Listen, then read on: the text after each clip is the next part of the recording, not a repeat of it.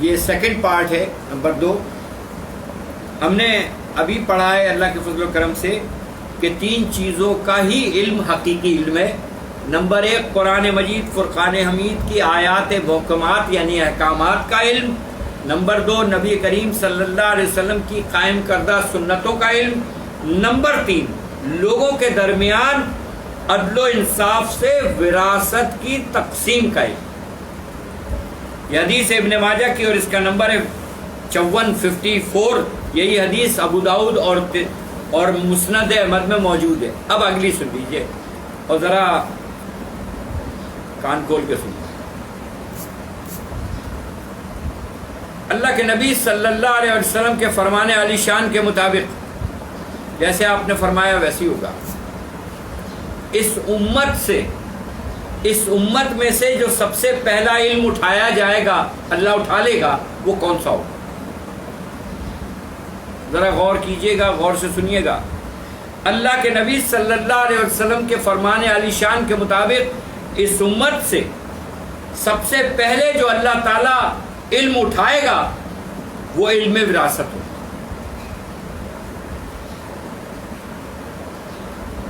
اللہ کے نبی صلی اللہ علیہ وسلم کا ارشاد مبارک ہے علم وراثت سیکھو اور لوگوں کو سکھاؤ کیونکہ یہ نصف علم ہے لیکن یہ بھلا دیا جائے گا اور میری امت سے سب سے پہلے اسی علم کو اٹھایا جائے گا. یہ حدیث ہے ابن ماجہ کی اور اس کا نمبر ہے 2719 2719. یہی حدیث ابو داؤد اور مسند احمد میں موجود ہے. آج اگر ہم غور کریں بے شمار خبریں, بے شمار معاملات کا بنیادی نقطہ وراثت ہی تو ہے اور کیا. بہن کو وراثت نہیں دی بھائیوں نے, ہم سنتے رہتے ہیں. بیوی کو, آپ غور کریے اس معاشرے میں ہم عورت کے ساتھ سلوک کیا کر رہے ہیں. اور جبکہ نبی کریم صلی اللہ علیہ وسلم ہمیں کیا فرما رہے ہیں اور یہ بات اس کو اچھی طرح سے پتا ہے کہ وہ لے کر اپنی پیٹھ پر لاد کر قبر میں نہیں لے جائے گا. اس کے باوجود وہ حق تلفی کر رہا ہے تو وہ الرٹ ہو جائیں. وہ لوگ جن تک یہ بات میری پہنچ رہی ہے, اللہ کے نبی صلی اللہ علیہ وسلم کی بات کو پہنچانے کی اللہ نے توفیق عطا فرمائی ہے, جن کے دل میں اتر جائے میری بات کہ مصداق کہ وہ توبہ تائب کر کے اللہ سے توبہ استغفار کر کے فوراً حق و انصاف کے ساتھ وراثت میں جس کا جو حصہ بنتا ہے اس کو فوراً دینے کی نیت کر لیں. کیونکہ نبی کریم صلی اللہ علیہ وسلم نے یہ فرما دیا کہ سب سے پہلے جو علم اٹھے گا وہ وراثت کا علم ہوگا. اور آج ہم دیکھ لیں, غور کر لیں تو کہیں نہ کہیں کسی نہ کسی مد میں, کسی نہ کسی زمرے میں ہم سے یہ غلطیاں اور کوتاہیاں ہو رہی ہیں. اس سے بچنے کی ضرورت ہے. یہ ذہن میں رکھیے گا, ہم عالم اسباب میں اس وقت موجود ہیں دنیا میں. یہ دنیا عالم اسباب ہے, اس کا حساب کتاب ہونا ہے. یہ ہمارا ایمان ہے کہ قیامت آئے کہ رہے گی, اللہ اپنے اذن سے ہمیں دوبارہ زندہ کرے گا اور ہم محشر میں اللہ کے روبرو پیش کیے جائیں گے اور ہم سے سوال و جوابات ہوں گے. قرآن مجید فرقان حمید میں اللہ تعالیٰ فرماتا ہے, سن لیجئے, کہ ان دو لبوں, ان دو ہونٹوں کے درمیان سے کوئی لفظ نہیں نکلتا تمہارے منہ سے مگر ہمارے فرشتے اس کو لکھ لیتے, کرامن کاتبین اسے لکھ لیتے ہیں. قرآن مجید میں اللہ تعالیٰ فرماتا ہے قولوا للناس حسنا, جب بھی کرنا اچھی و بھلی بات کرنا. پچھلی مرتبہ ہم نے الحمدللہ رب العالمین اللہ کے فضل و کرم سے نبی محترم حضرت محمد مصطفیٰ صلی اللہ علیہ وسلم کا خود بیان کردہ بنی اسرائیل کا ایک واقعہ سنایا تھا ایک فرد کا جس نے 99 قتل کر دیے تھے، پھر اس راہب کو بھی قتل کر کے 100 قتل کر دیے تھے، لیکن وہ توبہ اور تائب کرنے کی نیت سے چلا تھا۔ تو میری گزارش ہے نیت کر لے اس سے پہلے کہ اس کا بھی موقع نہ ملے۔ نیت کر لیجئے کہ عدل و انصاف کے ساتھ جو اللہ نے حکم دیا ہے اور نبی کریم صلی اللہ علیہ وسلم نے فرمایا ہے اس کے مطابق میں اگر نہیں کر سکا ہوں تو اب کرنے کی نیت کرتا ہوں، تاکہ یہ فرشتے ہمارے یہ بات لکھ لیں۔ عمل ہمارے نبی صلی اللہ علیہ وسلم نے ارشاد فرما دیا انما اعمال بالنیات، تمام عمل کا دار و مدار نیت پر ہے۔ تو برائے مہربانی اپنی نیتوں میں تو یہ بات شامل کر لیجیے کہ جو حق و انصاف کے ساتھ ہم وراثت کی تقسیم کا معاملہ عین سنت کے مطابق کریں گے۔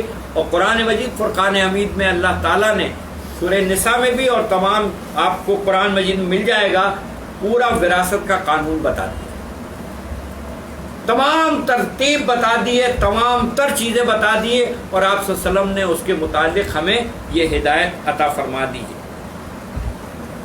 برائے مہربانی اس پر غور کرنے کی، فکر کرنے کی اور توجہ کرنے کی ضرورت ہے۔ ذرا سی باتیں ہیں، اللہ کے نبی صلی اللہ علیہ وسلم کا فرمان عالی شان ہے، اور جیسے آپ نے فرمایا ویسے ہی ہوگا کہ جن گناہوں کو تم بہت بڑا سمجھتے ہو اللہ کی نظر میں وہ بہت حقیر ہیں، اور جن گناہوں کو تم بہت حقیر سمجھتے ہو وہ اللہ کی نظروں میں بہت بڑے ہیں۔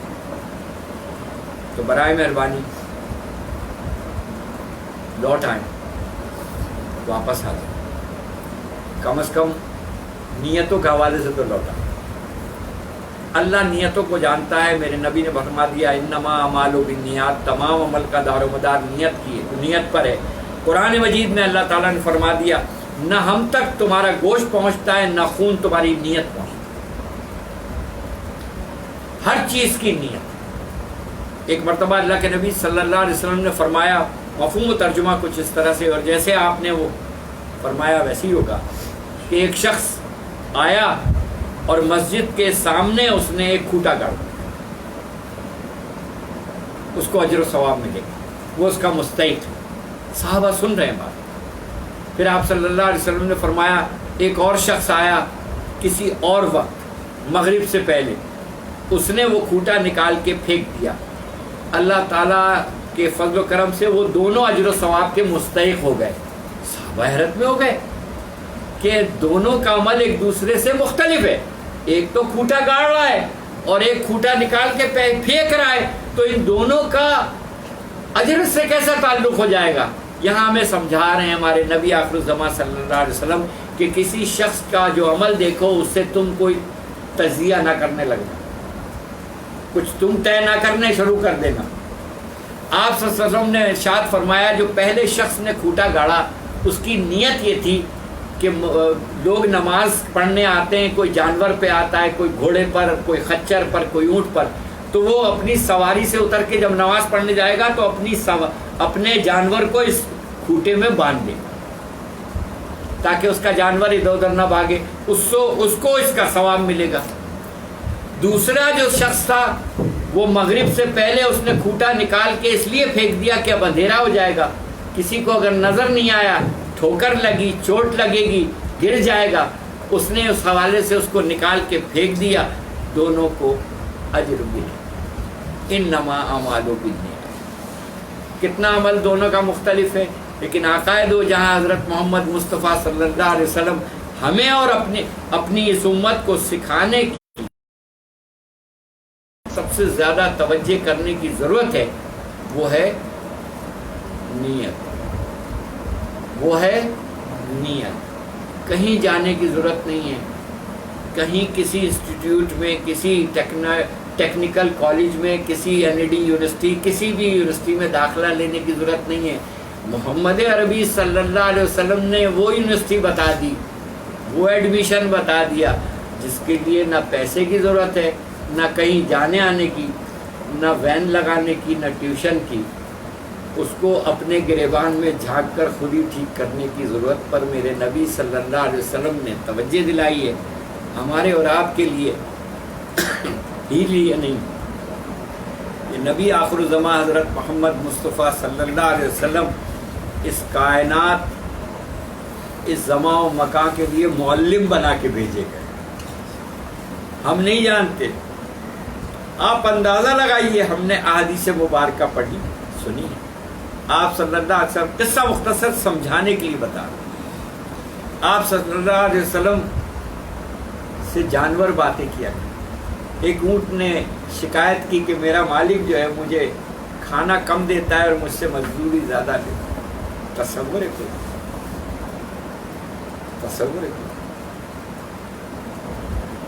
ہمیں اور آپ کو اللہ کے نبی صلی اللہ علیہ وسلم کا امتی ہونے اور انسان ہونے کے باوجود بھی سمجھ میں نہیں آ رہی۔ وہاں تو اونٹ بھی سیکھتے تھے، جانور آپ صلی اللہ علیہ وسلم سے سیکھتے تھے اور شکایتیں کرتے تھے، اور آپ صلی اللہ علیہ وسلم ان کو تسلی اور تشفی دیتے تھے۔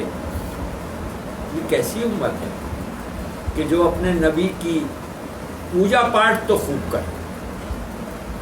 یہ بالکل ایسے ہی ہے، اگر اسے میں دنیاوی حساب سے اگر بات کروں تو اللہ معاف کرے مجھے، کہ جیسے میرے والد مجھ سے کہیں کہ بیٹا پانی پلا دو، اور میں دوڑوں اور اپنے والد کے ہاتھ اور پاؤں اور سر دبانے لگوں اور چومنے لگوں اور پیار کر کے کہنے لگوں میرے ابو میرے ابو، میں تو آپ کو بہت چاہتا ہوں، میرے ابو میرے ابو، وہ کہیں گے بیٹا پانی پلا دو، اور میں یہی کرتا رہوں، تو آپ کا کیا خیال ہے کہ میں محبت کر رہا ہوں، یا جو میرے والد مجھ سے کہہ رہے ہیں وہ میں اس پر عمل کر رہا ہوں؟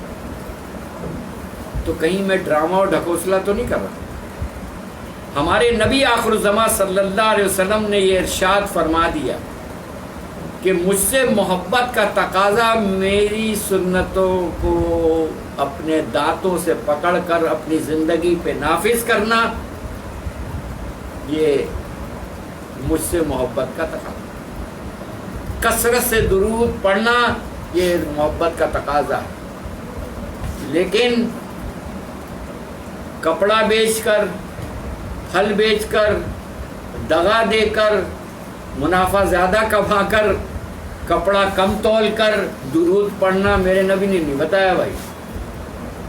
یہ ذہن میں رکھنا، کم تولنے کے بعد درود پڑھنے کا کوئی فائدہ نہیں ہوگا، ہو سکتا ہے زیادہ ہی چھتر پڑھیں کہ تو کر یہ رہا تھا اور پڑھ یہ رہا تھا۔ تو ذرا ہم اپنی حالتوں پر غور کر لیں۔ منافقوں کا حال کیا تھا؟ وہ کہتے کچھ تھے، کرتے کچھ تھے۔ تو کہیں ہم توبہ استغفر اللہ نعوذ باللہ اپنے اوپر غور کر لیں کہ ہم کہہ کیا رہے ہیں اور کر کیا رہے ہیں۔ نماز میں ہم کہہ رہے ہیں ایاک نعبد و ایاک نستعین، اے اللہ ہم تیری عبادت کرتے ہیں اور تجھی سے مدد مانگتے ہیں، اور کہتے کیا ہیں، کر کیا رہے ہیں؟ تو ذرا غور کریں۔ اللہ سے ہم کہہ رہے ہیں ایاک نعبد و ایاک نستعین اہدنا الصراط المستقیم، اے اللہ ہم تیری عبادت کرتے ہیں، تجھی سے مدد مانگتے ہیں، ہمیں سیدھا راستہ دکھا۔ اور جب اللہ تعالیٰ نے سیدھا راستہ دکھا دیا، ہمیں ہدایت عطا فرما دی، قرآن مجید، فرقان حمید، نبی محترم حضرت محمد مصطفیٰ صلی اللہ علیہ وسلم کا امتی بنا دیا، تو ہم کہہ رہے ہیں جب اللہ توفیق دے گا تو کر لیں۔ آپ ذرا جملے سنیے، مطلب جب داڑھی رکھیں گے تو نماز پڑھ لیں گے، اللہ توفیق دے گا تو داڑھی رکھ لیں گے، اللہ توفیق دے گا تو نماز پڑھ لیں گے، اللہ توفیق دے گا تو قرآن پڑھ لیں گے، پھر تم مسلمان کا ہے بھائی جی؟ تو یہ کیوں نہیں کہتا کہ اللہ توفیق دے گا تو کالج میں جو تیرا ایڈمیشن ہوا ہے تو جائے گا، اور اٹینڈنس نہیں لگے گی تو تیری حاضری مکمل نہیں ہوگی تو تیرا ایڈمیشن قائم رہے گا؟ یہ ارے آج نرسری مونٹیسری میں بھی اگر آپ کا بچہ 2 دن 1 دن غیر حاضر ہو جائے تو فائن لگ جاتا ہے یا نہیں؟ تو یہ کیسے ممکن ہے کہ اسلام میں پورے کے پورے داخل ہونے کا اللہ قرآن مجید میں فرما رہا ہے، اور ہم کہہ رہے ہیں اللہ توفیق دے گا تو کرے گا؟ ہم مذاق کر رہے ہیں، ہم مذاق فرما رہے ہیں اور مسلمان ہیں ہم. برائے مہربانی ہوش کریں، ہوش کر لیں. میں آپ کو ایک واقعہ سنا دوں اور پھر اس کے بعد اس کو بند کرتا ہوں. یہ کتاب میں نے یہ واقعہ پڑھا ہے. ایک لڑکی تھی، شروع کی بات ہے کہ ٹی وی آیا تھا تو ایکسائٹمنٹ بہت زیادہ تھی. ماں اس کو منع کرتی تھی کہ بیٹا یہ ٹی وی اتنا زیادہ نہ دیکھا کر، قرآن پڑھا کر، اذان ہو رہی ہے، رک جا نماز پڑھ لے. وہ نہیں مانتی. ٹی وی دیکھتے ہی میں اس کا انتقال ہوا. اس کو نہلایا دھلایا گیا. میں آپ کو قصہ مختصر مفہوم بتا دوں، یہ واقعہ موجود ہے، میں پڑھ کے بھی سنا دوں گا. جب اس کو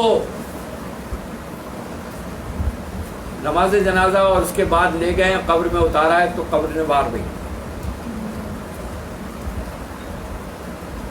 کئی دفعہ ہوا تو وہ عالم دین تھے، انہوں نے کہا کہ یہ بچی کیا کرتی تھی. یہ سنیے. جب معلوم کیا تو اس کی ماں نے اس سے پوچھا گیا بار بار کہ یہ ہو رہا ہے قبر میں، یہ نہیں جا پا رہا.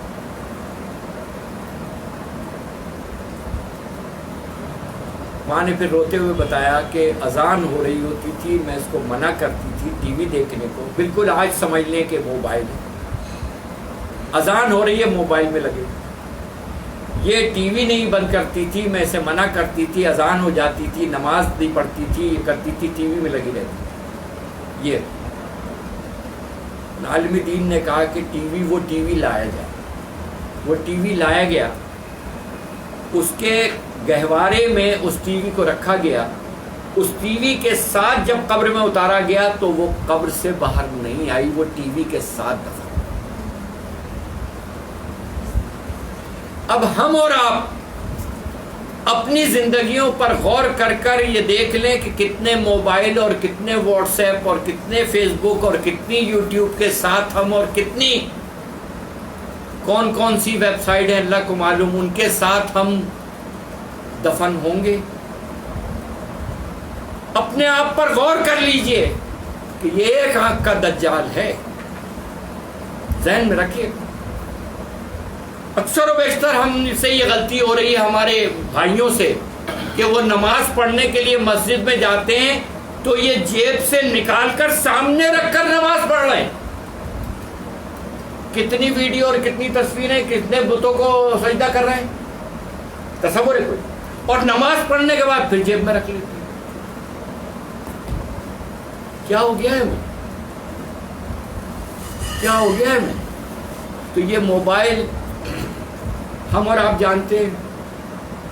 پوری رات بچے، ماں کہہ رہی ہے بیٹا پوری رات سے تم جاگ رہی ہو یا جاگ رہے ہو، موبائل میں لگے ہو، آنکھیں خراب ہو جائیں، کچھ بھی.